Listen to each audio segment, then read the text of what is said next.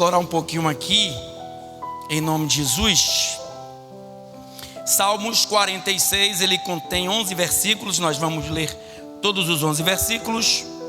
Vou trazer aqui a explanação um pouco sobre os Salmos. Trouxe até uma Bíblia aqui de estudos, para que nós pudéssemos falar um pouco sobre os Salmos e o efeito que os Salmos ele causa, ou os efeitos que os Salmos causam. Amém? Salmos de número 46. Quem achou, dá glória. Quem não achou, dá aleluia. Deus é o nosso refúgio e fortaleza, socorro bem presente na hora da angústia. Pelo que não teremos, ainda que a terra se mude, e ainda que os montes se transportem para o meio dos mares, ainda que as águas rujam e se perturbem, ainda que os montes se abalem pela sua braveza, há um rio cujas correntes alegram a cidade de Deus, o santuário das moradas do Altíssimo. Deus está no meio dela, não será abalada. Deus a ajudará ao romper da manhã. As nações se embraveceram, os reinos se moveram. Ele levantou a sua voz e a terra se derreteu. O Senhor dos exércitos está conosco. O Deus de Jacó é o nosso refúgio. Vinde e contemplai as obras do Senhor, que desolações tem feito na terra. Ele faz cessar as guerras até ao fim da terra. Quebra o arco e corta a lança. Queimam os carros no fogo. Aquietai-vos e sabei que eu sou Deus. Serei exaltado entre as nações, serei exaltado sobre a terra. O Senhor dos exércitos está conosco. O Deus de Jacó é o nosso refúgio. Amém? Igreja, Martinho Lutero, na sua luta incessante, protestando contra as coisas que ele viu na igreja em Roma, e com grandes evidências ele conseguiu tirar muitas coisas erradas que lá era contido, e trouxe para os dias de hoje. 1917, fizemos 500 anos de emancipação, de libertação para a propagação da palavra e um conhecimento mais abrangente, devido à conquista de Martinho Lutero. E dentre tantas outras escrituras das quais Martinho Lutero, como também Calvino, se engraçaram pelo livro de Romanos, um dos momentos na guerra, segundo alguns historiadores, que Martinho Lutero ele se sentiu mais firme em lutar, foi quando as batalhas, ou a batalha ficou mais aquecida, e ele se apoderou deste salmo, ao saber esse primeiro versículo que diz assim: Deus é o nosso refúgio. E nós vamos ver no 7, no 11, se não me falha a memória, em 3 etapas diferentes vai falar a mesma coisa. Deus é o nosso refúgio, lugar de paz, lugar de descanso, lugar de proteção, lugar aonde nós estaremos preparados para uma nova batalha. Então, quando ele leu isso, ele sentiu mais forças para lutar e para fazer a obra de Deus. Os filhos de Corá, levitas, tinha uma voz soprando mais alto, e no tempo de adoração dentro do templo do Senhor, eles eram convocados para entoar os hinos. Salmos são inários ou saltérios. Nós vamos ler ali, tirei algumas conclusões, ou melhor dizendo, algumas narrativas que está aqui em um documento que fizeram acerca dos salmos. E o que acontecia? Eles eram colocados lá nos altares, os levitas, os filhos de Corá, para que quando no momento mais alto, soprano, de dizer aleluia, eles eram convocados para usar a voz deles e entoava hinos ao Deus Todo-Poderoso. E estes hinos, esses inários ou estes salmos, a maioria deles, são salmos de elevação ao nome do Senhor, salmo de agradecimento e engrandecimento, exaltando o nome do Senhor. Aonde por muitas vezes, eu vou citar e separei 3 delas, em algumas das batalhas físicas, seculares do povo, mas a lograr das coisas espirituais, o povo não precisou pôr a mão na espada para guerrear certas batalhas. O que dizer dos assírios, na liderança de Senaqueribe, quando ele levou uma carta ao rei Ezequias, afrontando o povo do Deus Todo-Poderoso, e Deus pela noite vai e mata com um único anjo 185.000 assírios. Tiveram mortes súbitas, e de manhã ninguém soube-se o que aconteceu, a não ser aquele que Deus levanta para lutar em favor do teu povo. Ou seja, os profetas de Deus, eles sempre recebiam de Deus informações para as batalhas. Então era um Deus que trabalhava em favor do povo, sem que o povo ao menos se levantasse, vou usar esse termo, da sua cama.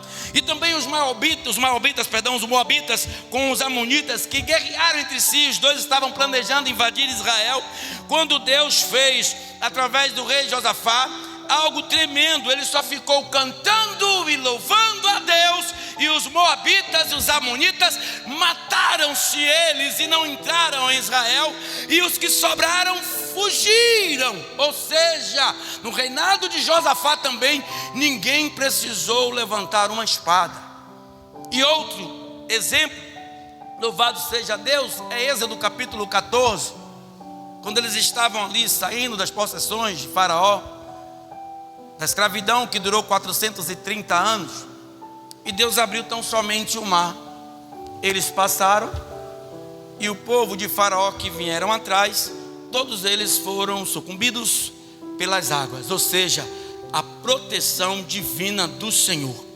E os salmos, os 150 saltérios ou hinários, eles são salmos de cântico, adoração, exortação, enaltecendo o nome do nosso Deus Todo-Poderoso. E eu convido até a igreja, a partir de hoje, quando vocês estiverem passando por algum momento de crise, de tribulação, perseguição, um momento onde você não vê saída, ler os salmos para acalmar os teus ânimos, para você entender que você tem um Deus que trabalha por você, que Ele te livra da mão do apeste, do passarinheiro, do salteador, do arrombador, do detonador. Ele te livra de todas as maldades. E o que quer dizer o salmo? Como os salmos são bastante pessoais, não apenas por serem orações de alguém, mas por podermos facilmente nos espelhar neles, é perfeitamente possível ver classificações diferentes da apresentada anteriormente. Por isso, preferimos dividir salmos usando as 5 divisões que já aparecem nas edições ocidentais da Bíblia, com base nos originais hebraicos, embora elas não sejam tão detalhadas como gostaríamos que fosse. Esse texto bíblico está dividido em 5 partes, denominadas livros. Ao final de cada uma doxologia, uma expressão solene de louvor a Deus. O último salmo, de número 150, é a doxologia que encerra a coletânea completa. Quanto aos livros, em termos gerais, pode-se afirmar que o primeiro traz salmos pessoais, o segundo e o terceiro principalmente salmos nacionais, e o quarto e o quinto contém aqueles para uso no culto público. Salmos de número 1 até o Salmos 41º. A memória dessas orações em forma de poesias é de Davi ou foi coletada por ele. De 42 até o 72, nessa parte a memória dos salmos vem de Corá ou de Asaf, nomes que representam 2 grupos de músicos encarregados do louvor, como eu falei há poucos instantes, no tempo. O terceiro, de 73 ao 89 ou 89, nessa parte teremos os salmos de Remã e Etan, além dos de Davi, Corá, Asaf. Segundo aprendemos, louvado seja Deus, em 1 Crônicas, capítulo 6, Emã dirigia o primeiro coro do templo, Asaf o segundo, e Etão III. O quarto livro do 90 até o 106, nesse salmo ou nessa seção, os salmos são anônimos, não trazem um subtítulo hebraico, o que estabelece uma ligação com o autor, coletor ou uma circunstância histórica. As exceções são os capítulos 90, 101 e 103, eram majoritariamente usados no culto público. O quinto livro, do 107 até o 150, na última sessão de Salmos, encontramos hinos que tratam das festas judaicas, especialmente as três mais importantes: Páscoa, Pentecostes e Tabernáculo. O louvado seja Deus, tom das orações, é a sua maioria de louvor e adoração, embora haja capítulos de lamento e súplicas também, abre parêntese, especialmente o 109, fecha parêntese. A coletânea é fechada com os magistrais salmos 149 e 150, os quais convocam o universo para unir-se ao mundo espiritual em louvor ao Todo-Poderoso Deus. Salmos de número, louvado seja Deus, 119 até os salmos de número 134 são salmos de romanjo, salmos de subida, de ascensão, salmos de peregrinação, como são denominados. Estes salmos, eles foram escritos tão somente para que nós entendêssemos um pouco quem é Deus e quem somos nós. Como eu disse há poucos instantes, nós achamos ser alguma coisa, Lázaro, mas não somos absolutamente nada. Ai de nós se não fosse a exuberância, o poder e a graça do nosso majestoso Deus. Diga, irmão, que está do teu lado aí, diga: você nasceu pela vontade de Deus. Diga: e é Ele e não você quem dá curso à sua vida. Então, tendo em evidência o que o salmista de número 46, ao saber, os filhos de Corá escreve, eles estão escrevendo aqui algo que traz uma exaltação ao Deus Todo-Poderoso. Se nós soubéssemos, todos os dias das nossas vidas, adoraríamos a Ele em espírito e em profunda verdade. Porque quanto mais você adora a Deus, quanto mais você exalta, o povo entendia.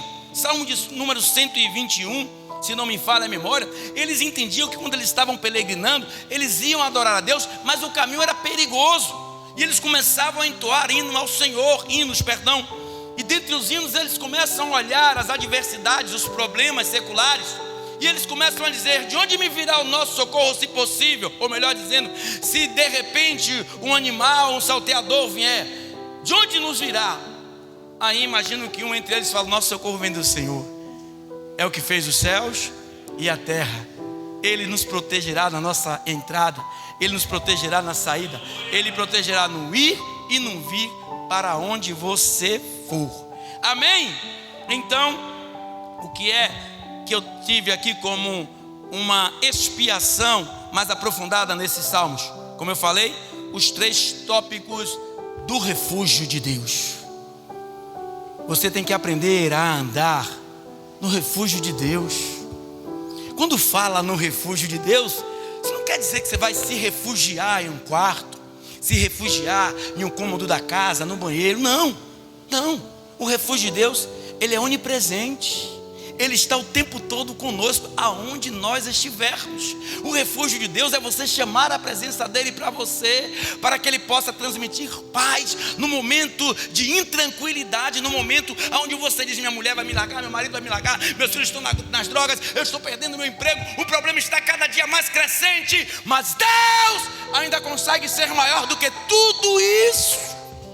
Não há nada mais poderoso, não há nada mais profundo, não há nada tão notório em poder como a presença de Deus. Então refugie-se nele, busque nele, apresenta a Ele os teus problemas, porque Ele vai se encarregar de resolver. Segundo as crônicas, se não me falha a memória, quando o povo estava ali agoniado, atormentado, cercado pelos assírios, Senaqueribe mandando carta para Ezequias, afrontando o povo de Deus, o que foi que o líder daquele local fez? Essa guerra não é minha, eu vou dormir em paz. Mas antes eu vou mostrar ao Senhor que Senaqueribe não está afrontando a mim, ele está afrontando ao Senhor, e com o Senhor ninguém pode. Aqui Deus, Senaqueribe está afrontando. Deus mandou simplesmente um anjo. Subitamente todos foram a óbito. Ou seja, ai daquele que se levanta contra o povo de Deus. Ai daqueles que acham que vai ter êxito se levantando contra um ungido ou uma ungida de Deus. Você é lavado e remido pelo sangue do Cordeiro, igreja. Ainda por todos os momentos caóticos que você está passando durante anos, quem sabe, e não está obtendo uma resposta, descansa no refúgio, dorme no refúgio, trabalha no refúgio, sai no refúgio, volta no refúgio. Ou seja, não deixa a presença dele por nada deste mundo. E trazemos para um contexto interessante, né, que Deus está trazendo algumas mensagens no meu coração. E confesso aos irmãos, não é nada que eu procuro para que eu venha estar tendo uma exposição da palavra.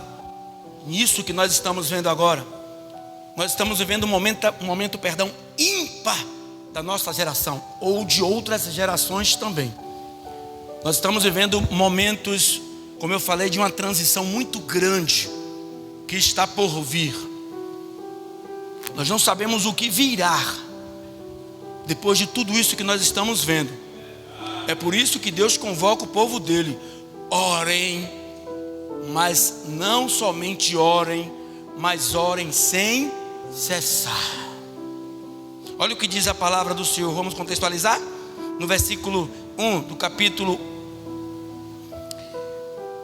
46. Como eu disse, nosso lugar é no refúgio de Deus. Pastor, troque em miúdos aí, que refúgio é esse? Simples: orar, jejuar, perseverar e andar na presença de Deus. Esse é o refúgio de Deus. Fechar a boca, ouvir mais, falar menos, lutar sem armas, lutar sem palavras e viver conforme a vontade de Deus. Olha o que ele diz no versículo 1: Deus é o nosso refúgio e fortaleza, socorro bem presente na hora da angústia. Está angustiada, está angustiado. Ele é um Deus presente. Ele é um Deus que se apresenta no momento mais infundáveis da tua vida. Igreja, não joga a toalha. Não sei porque Deus usou a pastora há poucos instantes aqui para expressar aquilo, e foi de Deus o que ela expressou. E ela falando em nome de Jesus acerca de coisas que aconteceram na vida dela. Dentre elas, uma foi eu, a base de testemunhos. E eu me lembro como eu era. Eu me lembro quando eu cheguei, como eu cheguei na igreja, de que forma eu cheguei. E quando Deus ele tem um plano na vida do homem, ele pode rodar o mundo inteiro, mas ainda ele está no refúgio do Senhor, porque Deus está presente no momento de luta, no momento de escassez, no momento de tristeza, no momento de perda, no momento de perseguição. Ele é o seu refúgio. Versículo 2 a 4. Capítulo 2, 46, versículo 2 a 4. Diz o seguinte: pelo que não teremos ainda que a terra se mude, e ainda que os montes se transportem para o meio dos mares, ainda que as águas rujam e se perturbem, ainda que os montes se abalem pela sua braveza, há um rio cujas correntes alegram a cidade de Deus, o santuário das moradas do Altíssimo. Ele está no momento de dificuldade com você. Não blasfema contra Deus, não. Porque tem pessoas que ora, jejua, busca, lê, cultua, busca a Deus, mas no momento da adversidade abre a boca e blasfema na face de Deus contra Ele. Ele não se afastou de você, Ele não abandonou a tua causa, a tua luta, Ele não desistiu de você. Ele sabe o que você está passando, o que você está vivendo, mas sabe o que acontece? Como eu disse aqui, isso é cientificamente comprovado e biblicamente comprovado. Se você for ler alguns textos bíblicos, ele vai nos dar características disso. Nós temos 4 níveis de vida: físico, intelectual, emocional e espiritual. E nós, ignorantemente, só usamos um, que é o emocional. Tudo levamos para a carne. A fraqueza abatida no semblante de muitos é a alegria de Satanás. Porque só estamos bem quando tudo está bem. Deus só está presente quando nós estamos bem. Negativo. Deus, ele está tanto no momento de abundância como no momento de escassez. Ah, pastor, mas o mal se apoderou de mim. Ei, se tudo foi criado por Deus, quem criou o mal? Foi o diabo? Negativo. O diabo, assim como nós carnalmente, tão somente somos usados pelo mal. Mas quem criou o mal foi Deus. E Ele não criou o mal para a nossa derrota. Ele criou o mal, mas nos adverteu das circunstâncias que viria se nós dessemos lugar ao mal. A saber, Adão e Eva foram advertidos. Você sabe que fumar é mal? Sabe que beber é mal? Sabe que matar é mal? Sabe que se prostituir é mal? Sabe que mentir é mal? São coisas existentes conforme a vontade de Deus. Mas Ele nos deixa uma escolha: ou você se aproxima do mal, ou você se aproxima do refúgio. Foi Ele que criou o mal. E o que é que compete a mim e a você? Andar segundo as determinações de Deus. Então, nos momentos mais críticos da nossa vida, Ele se apresenta. Quer que eu leia para você entender? É o que diz o versículo 2 até o 3. E pelo que não teremos ainda que a terra se mude, e ainda que os montes se transportem para o meio dos mares. Sabe o que é isso? Perdição, transformação. A terra se mude, uma transformação. Imagina os montes, as nossas casas, a terra indo para o meio do mar. Lembra da arca de Noé? O que acontece se nós nos mudarmos para o meio do mar? Morte. Ainda que essas coisas aconteçam, ainda que a morte esteja à porta, ainda que os problemas estejam à porta batendo, ainda que as águas rujam e se perturbem, ainda que os montes se abalem pela sua braveza, há um rio cujas correntes alegram a cidade de Deus, o santuário da morada do Altíssimo. Que é o santuário da morada de Deus? Somos lavados e remidos pelo sangue do Cordeiro, conhecidos como santos de Deus. Tem santos de Deus nessa noite aqui? Levanta. Tem santos de Deus nessa noite? Então aprenda a dosar o teu problema conforme a vontade de Deus. Eu vejo alguns crentes aqui, porque alguns, eu até me reservo em falar algumas coisas, porque às vezes eu sou tido aqui, como a pastora falou, está falando ou usando sotaque para vocês. Mas eu vejo pessoas aqui agora mesmo eu estou vendo, porque tem uns problemas seculares, chega na casa do Senhor parecendo um bicho, parecendo um animal irracional. Melhor é que ficasse em casa. Por que eu digo essas coisas? Porque você não está cultuando a Deus. Aqui é lugar de adorar a Ele. Buscai o Senhor de todo o teu coração e de todo o teu entendimento. Buscai o Senhor enquanto se pode achar. Invocar enquanto Ele está perto. Aqui é lugar de você adorar, e Ele vai se manifestar em teu favor.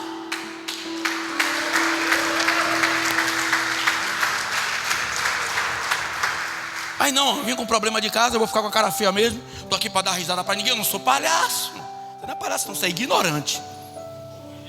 Quadrúpedes. Porque eu te digo com toda certeza que em todos os capítulos e versículos da Bíblia, como você está impedindo de ele trabalhar. Porque você está colocando... Quantos dias Golias ficou tentando o povo de Deus? 40 dias. 1 mês e 10 dias. Todos os dias, 2 vezes por dia. Por quê? Porque Abinadab, Samar, Eliabe e os outros irmãos de guerra, junto com o rei Saul, estavam com medo da batalha. Estavam colocando o problema maior do que o Deus que eles servem.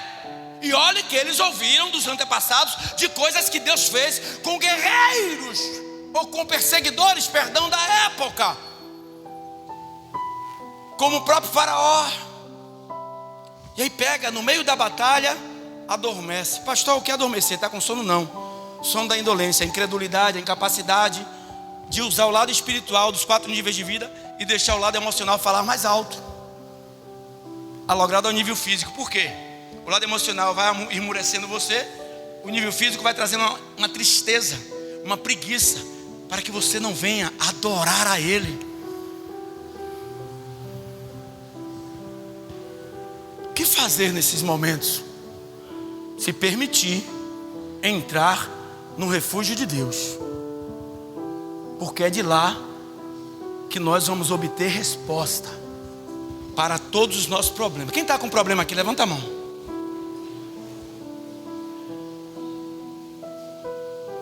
Sinto muito vocês que não levantaram a mão, porque aquele que não tem problema aqui é mentiroso. É mentiroso. É mentiroso. Desculpe a minha franqueza. Faz uma autoanálise. Pastor, eu não estou com problema não. Estou falando de problemas existenciais. Não estou falando de problemas momentâneos.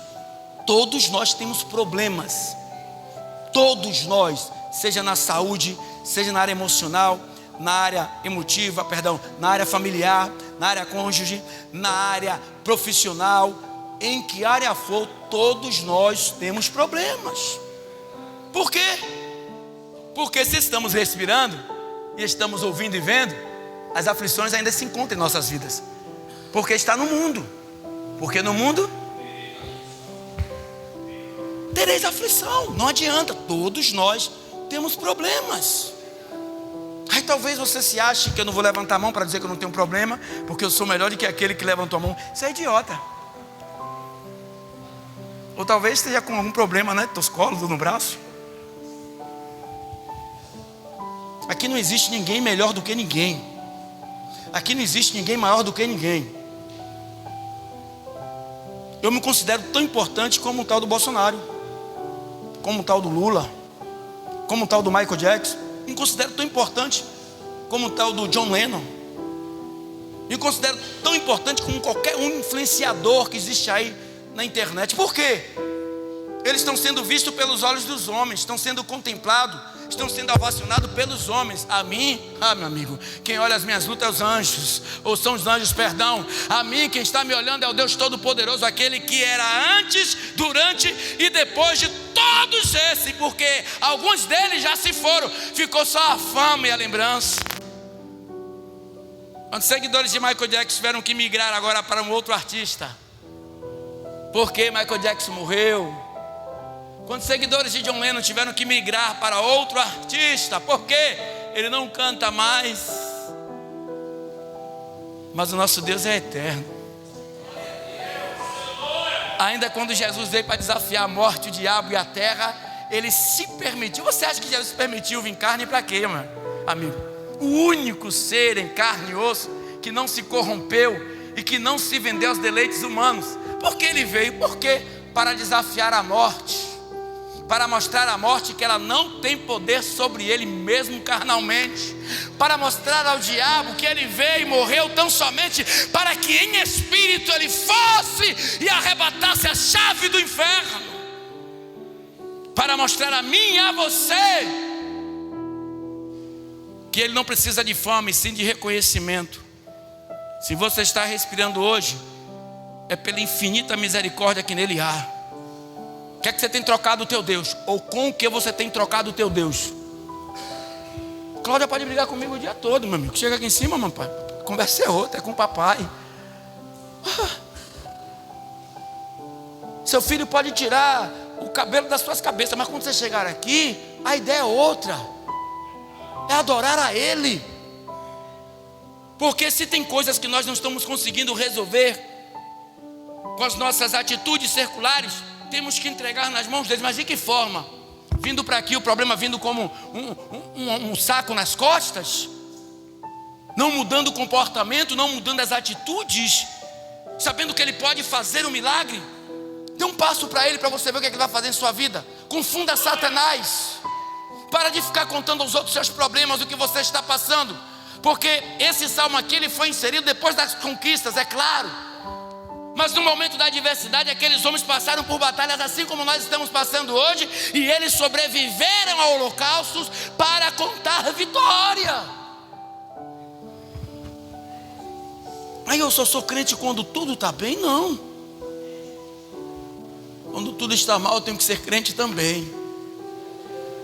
Porque esses são os momentos críticos que Ele se revela. Olha o que Ele diz no versículo 5 e o versículo 7, até o versículo 7.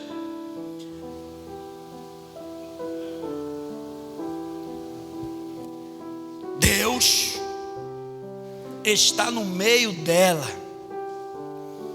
não será abalada. Deus a ajudará ao romper da manhã. As nações se embraveceram, os reinos se moveram. Ele levantou a sua voz e a terra se derreteu. O Senhor dos exércitos está conosco. O Deus de Jacó é o nosso. Poxa, também eu posso me alegrar que eu vejo crente aqui que ao longo da minha caminhada com Cristo, nesse ministério, vejo crente aqui, frequente, mesmo com os problemas seculares, os problemas naturais, espirituais, às vezes coisas que eu não sei, vou saber talvez depois, mas eu vejo o crente aqui vibrante, glorificando, engrandecendo o nome do Senhor, em meio a circunstâncias negativas que acontecem em nossas vidas. Você sabe o que é isso, igreja? É levantar a bandeira da sua vitória, antes que a vitória chegue. Não dê lugar a Satanás para que ele possa pisar em tua cabeça e te esmagar, não. No momento de angústia, de choro, claro que você vai chorar, que eu não vou ser hipócrita. Claro que você vai entristecer, que eu não vou ser hipócrita. Mas que esse choro dure uma noite, e não por muitas noites. Que essa tristeza, ela dure uma noite, mas que de manhã, o que é que ele diz aqui, no versículo 5, Deus está no meio dela, não será abalada. Deus a ajudará ao romper da manhã. Teu choro dura uma noite, mas ao romper da manhã Ele te alegrará.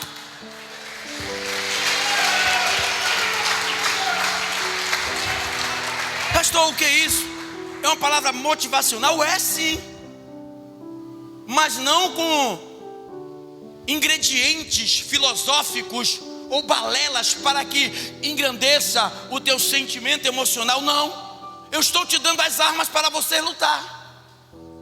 Porque tem pessoas que ao invés de querer trabalhar, labutar pelos seus problemas, quer que já venha pronto o milagre, quer que já venha pronto as bênçãos. Então a Bíblia vai ser mentirosa. Porque Deus deu o ovo, o fermento, a batedeira, a vasilha e a mesa.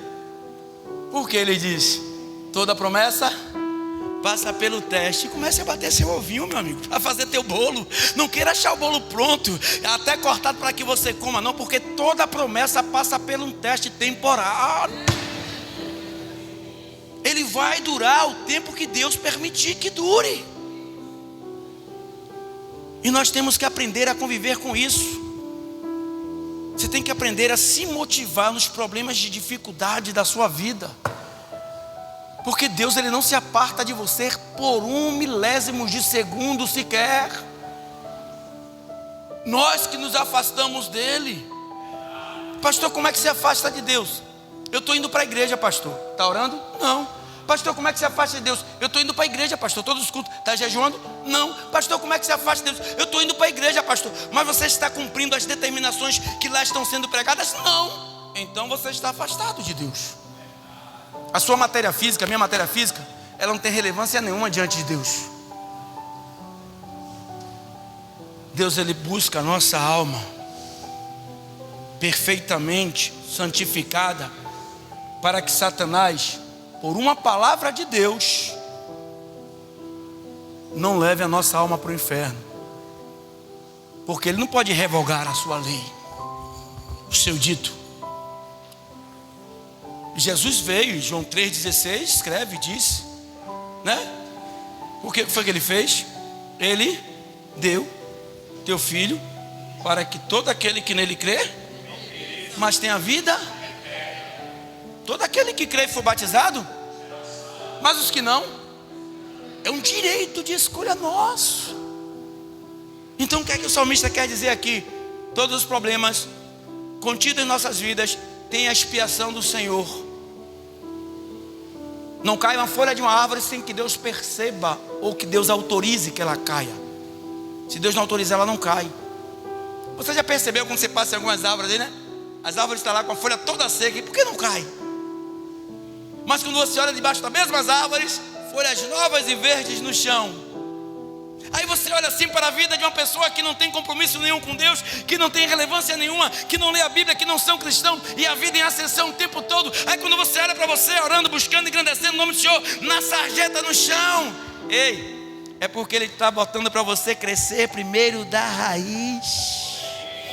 É porque você primeiro tem que ser, lá embaixo. Você tem que crescer para baixo. Você tem que provar da matéria de onde você foi originalizado, melhor dizendo, de onde saiu a sua origem, do pó da terra. Ele quer que você tenha uma experiência, para que quando você cresça, dê frutos. E não só frutos seculares, mas o fruto maior, prioritário, que é o fruto da sua alma. Que Jesus já fez o trabalho dele, mas nós temos que fazer o nossozinho. Então temos que entender.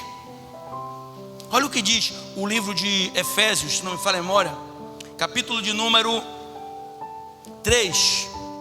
Efésios 3. Em nome de Jesus.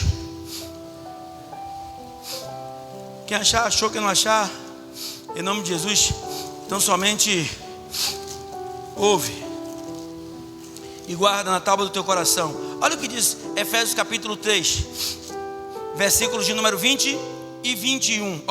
Ora, aquele que é poderoso para fazer tudo e muito mais, abundantemente além daquilo que pedimos ou pensamos, segundo o poder que em nós opera. A glória na igreja por Jesus Cristo, em todas as gerações, para todos sempre. Ou seja, é por Ele que virá, é dele que virá o nosso socorro. Olha o que diz o livro de Romanos capítulo 11, versículo 36. Porque dele, por ele, para ele são todas as coisas, a glória, pois, a ele eternamente. Amém. Então o que é que trata a maioria dos salmos? Doxologia, liturgias em louvor e adoração a Deus Todo-Poderoso. Confunda Satanás, começa a adorar a Deus, começa a louvar a Ele no momento de dificuldade. O Senhor é meu pastor e nada me faltará. Está faltando tudo, pastor, eu vou louvar isso? Louve, porque você está vendo agora, Ele está te mostrando lá na frente. Versículos 8 e 9. Ele é o nosso Deus de guerra, igreja. Você tem um Deus que luta as suas causas, as suas batalhas. Ele é o Deus de guerra. Até quando vai ficar vivendo essa vida de crente derrotado? Salmos foi inscrito por pessoas que alcançaram, na maioria deles, né, Paula? Que alcançaram vitórias, milagres, libertação. Salmos foi escrito por pessoas que tiveram a presença do Todo-Poderoso Deus em momentos de dificuldades, de opressão, de prisão em suas vidas, e contaram depois. Por que contaram a vitória? Porque obviamente foram vitoriosos. Mas como isso acontece? Porque ele está dizendo nos versículos 2 e 3 o que está acontecendo hoje, como eu disse, né? Que teremos ainda aqui na terra, se mude. A terra está se mudando, não o formato da terra, mas os habitantes da terra estão com intenções diferentes, maléficas, malignas. Está mudando o curso da vida de muitas pessoas, e nós estamos vendo isso a olho nu. Mas a nós cabe em sustentarmos a nossa oração e o nosso louvor em nossas bocas. Você tem forças que você nem sabe. Você de joelho, você vence tantas batalhas que você nem imagina. Você de joelho, você ganha vitórias que você nunca imaginaria que você fosse ganhar.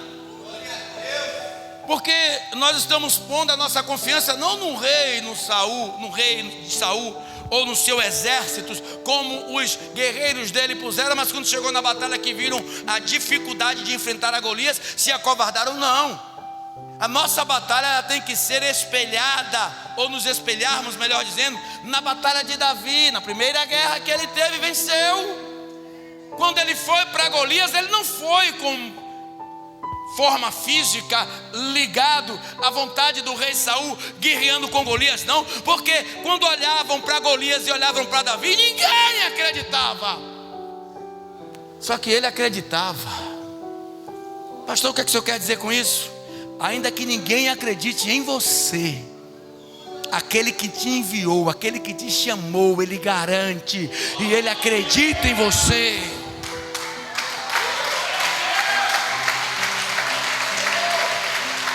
Ele é um Deus de guerra. Vamos voltar? Olha o que diz o versículo 8 e 9. Vinde e contemplai as obras do Senhor, que desolações tem feito na terra. Ele faz cessar as guerras até o fim da terra. Quebra o arco e corta a lança, queima os carros no fogo. Não mexe com Deus, não. Não tem guerra que ele não possa vencer, Júnior. Não tem batalha que ele lute, que ele não saia como vencedor. Não tem uma, não vi uma ainda. Porque os homens guerrearam e muitos deles perderam. A efeito do próprio Saul, que teve que se suicidar. Seus filhos morreram, seus guerreiros morreram, perdeu o teu reino. E ele lá lutando na guerra, brigando e guerreando, e os homens com espada, e a guerra estava tete a tete, pau a pau. Diferente de Senaqueribe, que se levantou contra o povo de Deus no tempo do rei Ezequias. Ezequias disse: não vou pegar a espada não, de jeito nenhum. Sou um rei guerreiro, não sou Davi, não sou Saul. A carta que o cara deu a ele desaforada, ele disse aqui, ó: é sua guerra, não é minha. Sabe o que é, ou o que são, perdão, 185 mil pessoas juntas? Imagina aí, 185 mil pessoas juntas.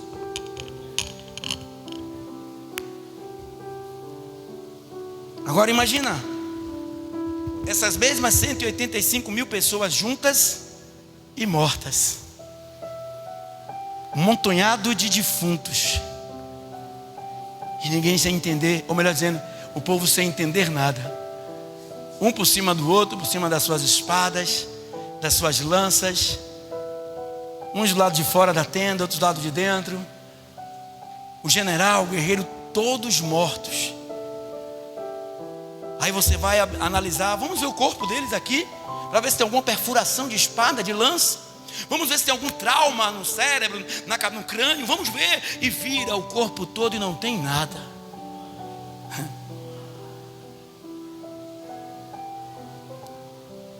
Então somente pela vontade de Deus. É assim que Deus faz quando ama um povo. É assim que Deus faz quando o povo que Ele ama fica na visão de Deus. Continua a igreja buscando, orando, intercedendo, vigiando, jejuando, porque essa guerra não é sua. Essa guerra que nós estamos vendo aí agora, Júnior, nessa geração, não é nossa. Não compete a nós coisas absurdas. Meu Deus, quantas coisas erradas, e as pessoas ainda se dizem certas, e ninguém vê isso. Será que o povo está ficando doido? Meu Deus, a que ponto nós chegamos? Eu fico olhando porque eu vou estudando, igreja, eu não vou por cabeça de ninguém. Eu vou estudando, eu vou funçando, eu vou tentando, eu vou fazer psicologia por isso, eu vou tentando entrar na cabeça de algumas pessoas. Meu Deus, onde é que está a mente dessa pessoa?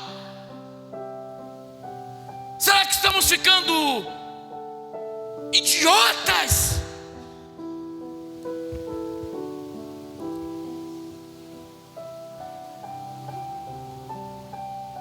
Meu Deus, quanta ignorância, quanta idolatria. E o que mais me intriga é que na maioria dessas pessoas são povos de Deus. O que é que eu faço?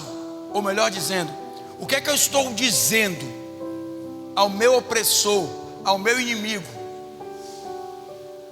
Qual é a minha arma aqui na igreja? Alguém pode me dizer além da Bíblia? Seja inteligente, pelo menos agora. Microfone, igreja. Que coração. O que é que eu estou falando com vocês? Essa é minha arma física. Então eu vejo homens usando a arma física para degladiar com coisas espirituais e não estão entendendo. Ao invés de reunirem pessoas para tentar mudar algo que só Deus muda. 46:1. Deus é o nosso refúgio. Nós estamos vivendo momentos onde crente está odiando crente por causa de direita e por causa de esquerda. Crente brigando com crente. Eu vi um áudio ao mês passado que eu fiquei estarrecido. As palavras que uma obreira usou com outra obreira. Palavra de baixo escalão por causa de divisão de pensamentos. Pensamentos diversificados. Vamos nos concentrar em Deus. Eu, como pastor da igreja, desta igreja, eu quero fazer a diferença, não pela minha, ou pelo, talvez, como muitos usam, poder de persuasão, através, ou melhor dizendo, usando a sua liderança pastoral, para tentar dizer à igreja, vote nesse ou naquele. Você que sabe que você vai votar depois, no futuro. Aí a Bíblia vai se revelar. O que, pastor? Do que você queixa o homem? Suas próprias escolhas, seus próprios pecados. Pastor, mas o senhor também está no meio, vai sofrer junto. Digo, daí? Eu vou continuar orando. Eu vou continuar buscando a Deus. Como eu disse, nós estamos aqui de passagem, peregrinos na terra. Essa terra não é minha, essa casa não é nossa, essa roupa não me pertence, esse corpo não é meu. O que vai acontecer com esse corpo depois que eu morrer? Putrificar. 4 dias em estados avançados de decomposição. E o que é que esse mundo nos propõe a não ser os deleites da carne? Porque nada do que plantarmos aqui secularmente iremos levar para os céus. Mas vai vir futuro horrendos. No mundo tereis aflição.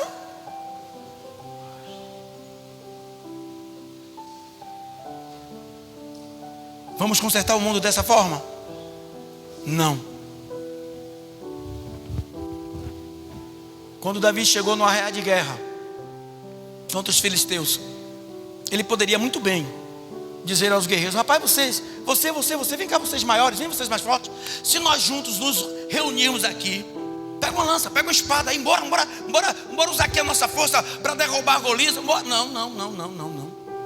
Foi o que ele disse a Golias: você vem contra mim com escudo, com espada, com lança, com sua grandeza. Eu não preciso deles, não preciso do rei, eu não preciso de cadeira presidencial para que Deus possa me sustentar na terra. Eu vou contra você, Golias, só em nome do meu Senhor. Sabe o que eu quero dizer com isso? A cadeira de Deus, ela é insubstituível.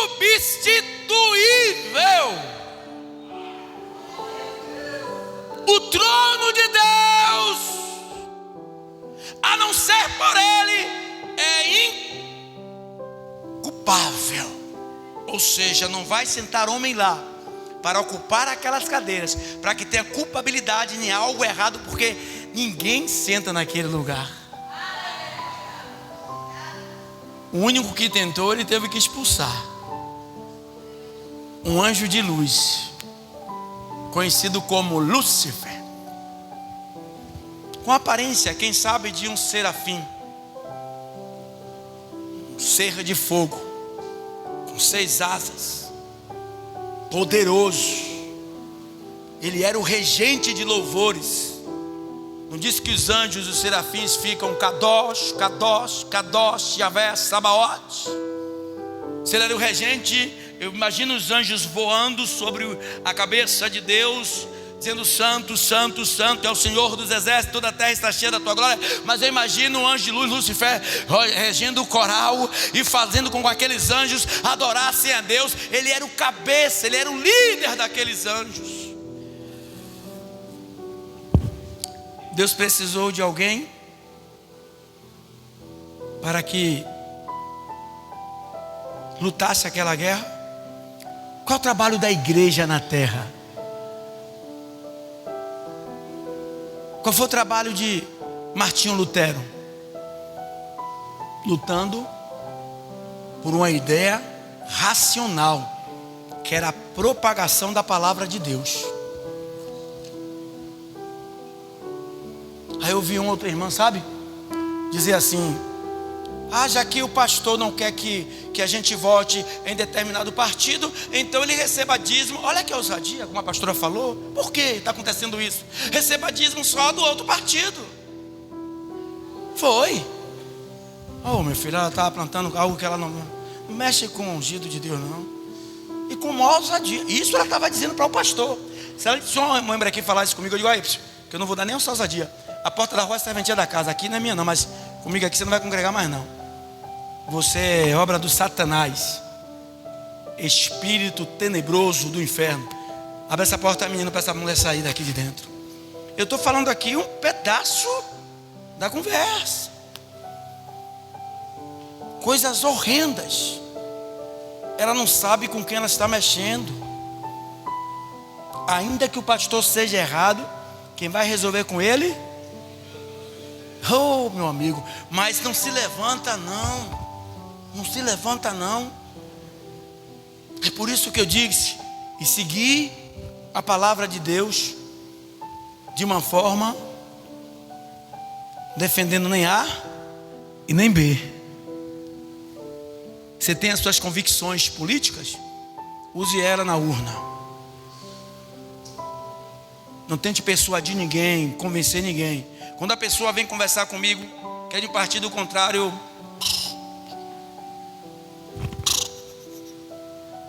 quando tem as mesmas ideias que eu, a gente até discute. Porque está criando, sabe o que é que está criando? Um ódio na terra tão grande. Está fermentando uma intriga, confusão,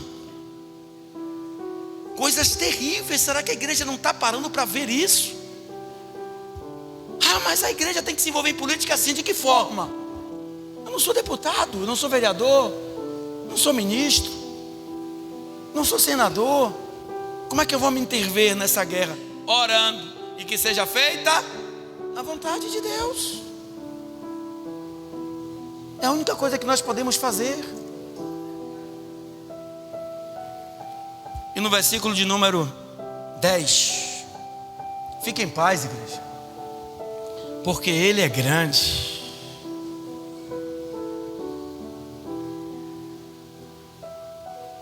Que diremos, pois, se Deus, Ele é por nós, quem será contra nós?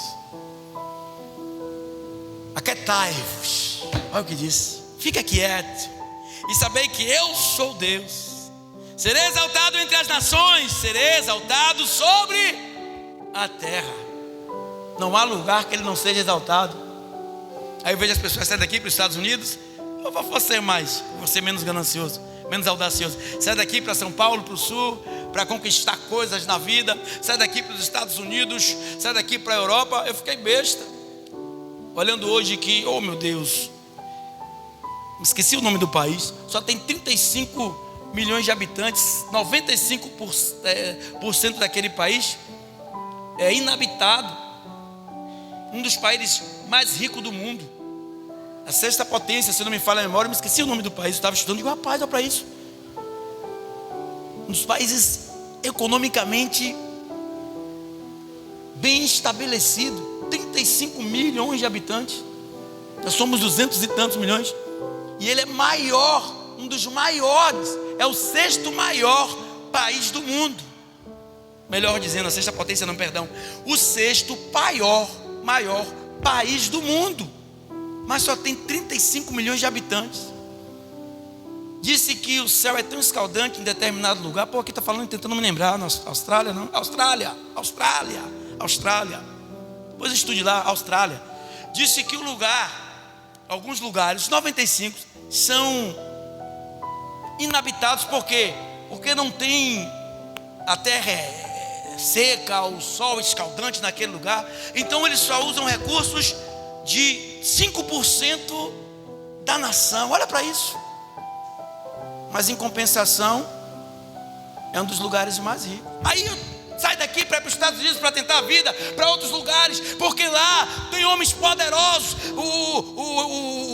O nível de vida é muito mais valioso, é mais operante. Mas Deus diz assim, ó, no versículo 10: acaitai-vos e sabei que eu sou Deus, serei exaltado entre as nações e serei exaltado sobre a terra. Não há lugar que eu não seja exaltado. Maior do que qualquer país com a economia elevada que tiver, eu sou maior do que isso.